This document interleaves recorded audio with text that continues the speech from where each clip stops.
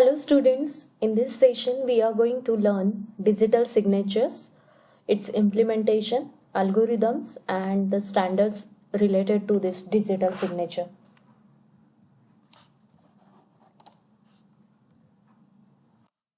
In our day-to-day life, we use signature for various purposes. So every person has its own style of doing the signature. So the signature indicates identity of that person. So it helps in proving the authentication of that particular person, right? So use of signature in various forms for identification of documents is a practice from ancient times. We are all aware of this, right?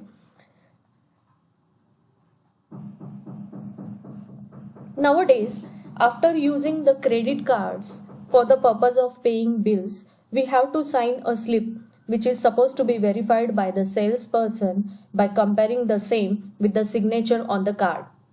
So, but due to advanced technologies such as online trading, all these methods of authentication are of no use, right? So the new method of authentication in this electronic form has been emerged. So this new technique is called as a digital signature. So the digital signature may be in the form of a text, symbol, image or audio. So this digital signature is a strong method for authentication used in today's day-to-day work. This includes the message authentication code, hash value of a message, and digital pen pad devices. It also includes cryptographical based signature protocols. Digital signature is used for authentication of the message and sender and to verify the integrity of the message, right? So one can fill the income tax return online using digital signature, which avoids the use of paper and makes the process faster.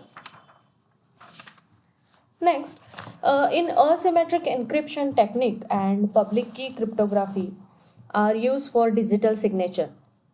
So this digital signature algorithms are generally divided into two parts. The first part is signing part and the next part is the verification part. These are the two important parts in digital signature algorithm, right? So the first part, that is the signing part, allows the sender to create his digital signature, right? The second part of the signature is used by the receiver for verifying the signature after receiving the message, right? So digital signature is different from the electronic signature.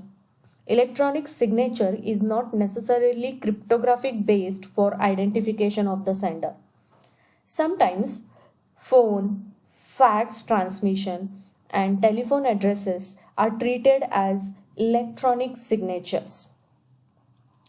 Many electronic signatures use digital signature technologies to ensure that the legal intent is also cryptographically secure. So what are the requirements for digital signatures?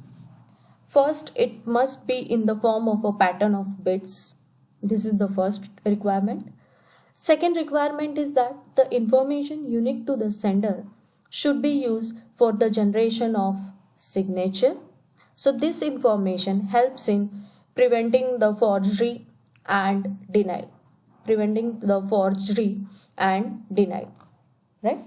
So the digital signature is used for communication to verify authentication of the sender, integrity of the message which is received, and the non-repudiation, right? Non-repudiation means that a person who signs a document is always able to disclaim a signature that has been credited to him or her. So after receiving the message, the receiver asks the sender to attach his signature with the message so that it makes later repudiation more difficult. Okay, and if the sender refuses that he is not the sender of the message, then the receiver can show the signed message to a third party to reinforce a claim that the message is sent by the signatories and not anybody else, right? So let's see the implementation of digital signature. So every digital signature scheme has following three algorithms. The very first is the key generation algorithm, second is the signing algorithm, and the third one is the verification algorithm. Right? So, for example, a user A wants to communicate with user B by sending him the message, right?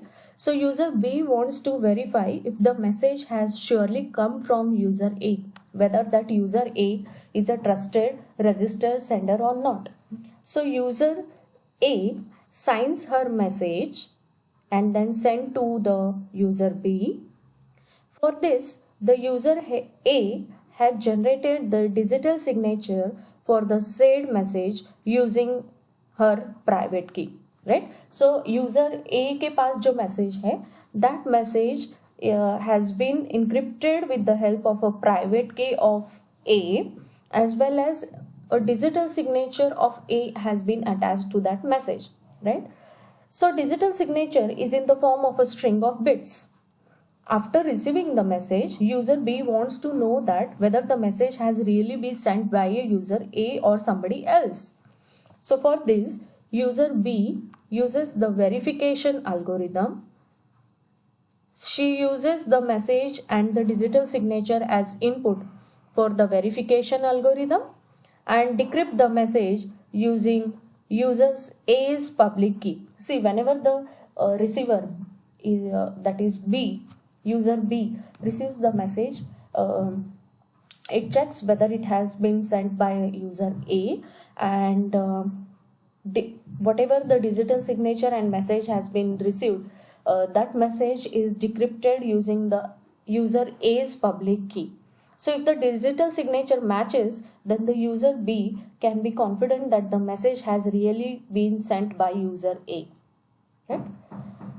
So message digest, this message digest is used to generate the signature.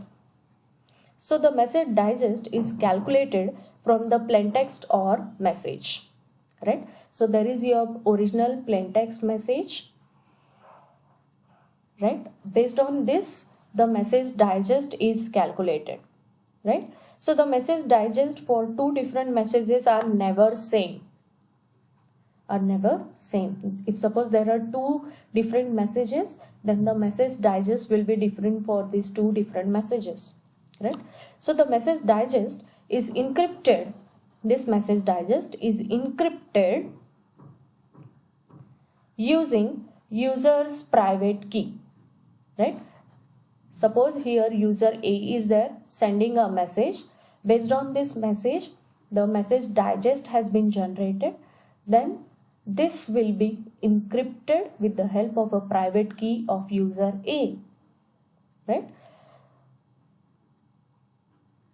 Then the sender sends this encrypted message digest with the plain text or message to the receiver. So both will be sent, message digest as well as the original message. So the receiver calculates the message digest from the plain text or message he received. So he decrypts the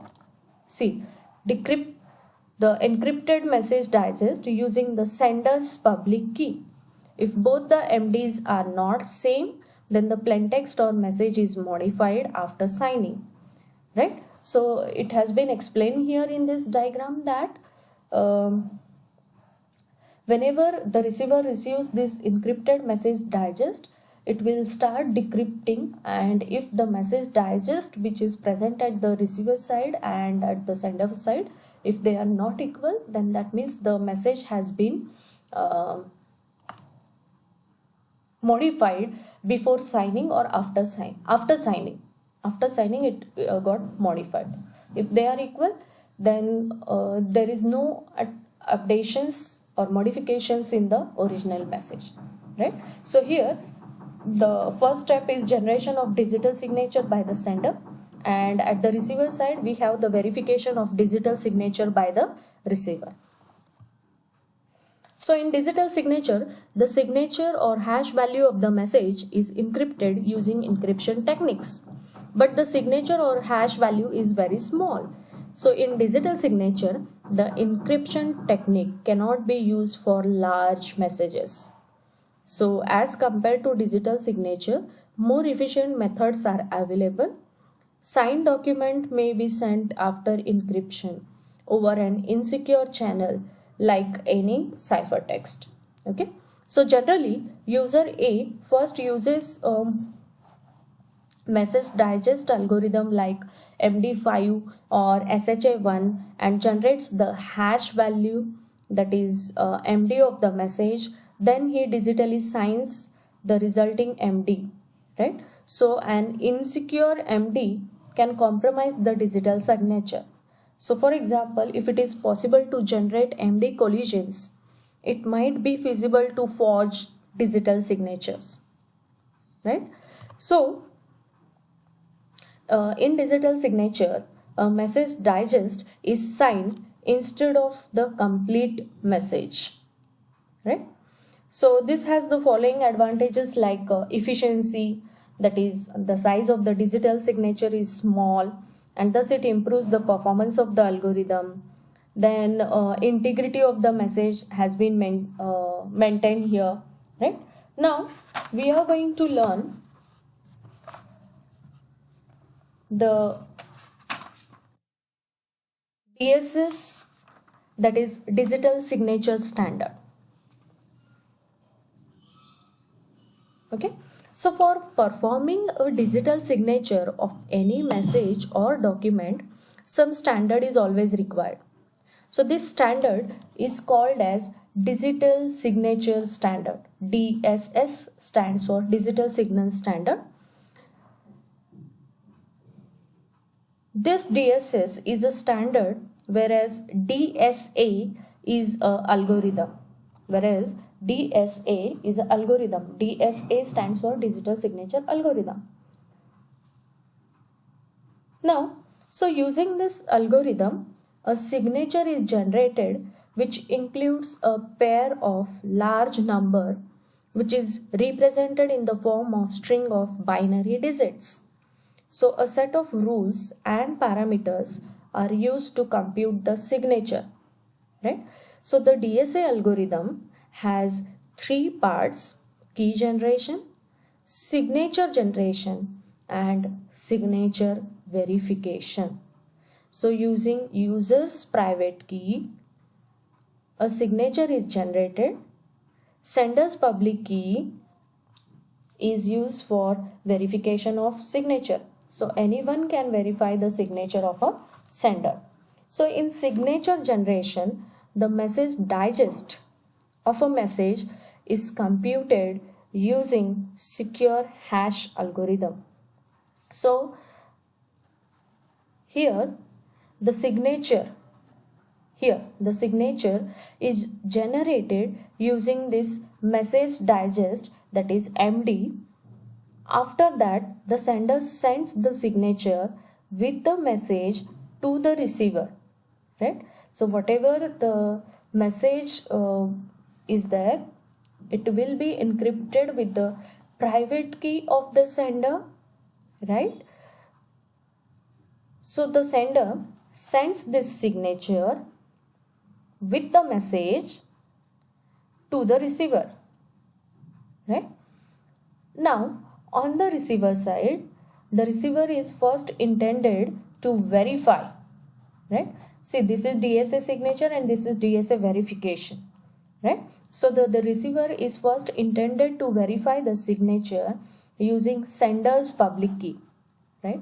Sender's public key. This is your sender, this is your receiver.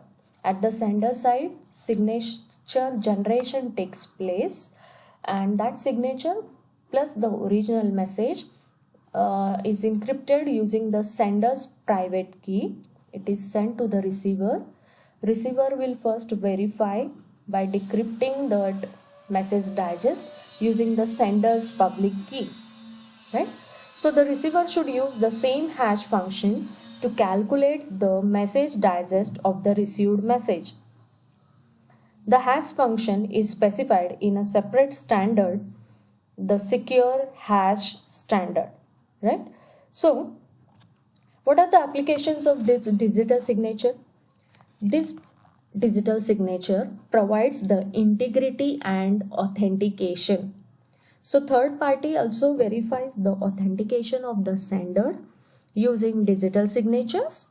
The application of digital signature is intended in various areas such as email, online transaction, e-commerce, e-billing, interchanging the data electronically, and applications where data integration and authentication of data origin are required.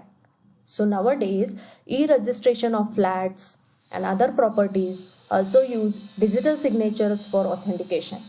Even one can file income tax return using his or her digital signatures. So this was related to digital signatures. Thank you.